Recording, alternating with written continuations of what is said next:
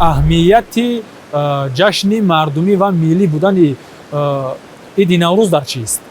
наврӯз яке аз ҷашнҳои қадимаи мардуми ориётабор аст, ки таърих зиёда аз 6000 сола дорад. яъне аз ҳамин бармеояд, аз ҳамин таърихи, яъне аз ҳамон замон то ба имрӯз омадани як сабаби ҳамин мардумӣ будан, яъне ба ягон дину мазҳаб рабт надоштан ва то ба имрӯз омада расидан.